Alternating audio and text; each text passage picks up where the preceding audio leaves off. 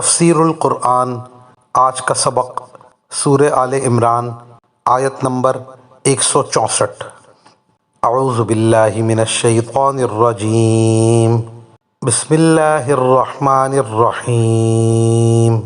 لقد من اللہ علی المؤمنین اذ بعث فیہم رسولا من انفسهم یتلو علیہم آیاتہ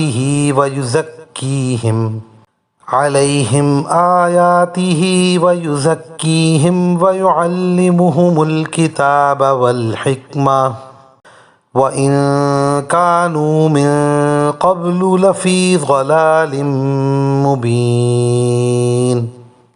ترجمہ: حقیقت یہ ہے کہ اللہ نے مومنوں پر بڑا احسان کیا کہ ان کے درمیان انہی میں سے ایک رسول بھیجا جو ان کے سامنے اللہ کی آیتوں کی تلاوت کرے، انہیں پاک صاف بنائے اور انہیں کتاب اور حکمت کی تعلیم دے، جبکہ یہ لوگ اس سے پہلے یقیناً کھلی گمراہی میں مبتلا تھے۔ اللہ جل شانہ بہت بڑا کریم ہے۔ صدیوں سے لوگ کفر اور شرک کی دلدل میں پھنسے ہوئے تھے، بجز خال خال چند افراد کے اللہ کے ماننے والے دنیا میں رہے ہی نہ تھے۔ جو لوگ اپنے خیال میں اللہ کو مانتے اور جانتے تھے وہ بھی عموماً مشرک تھے۔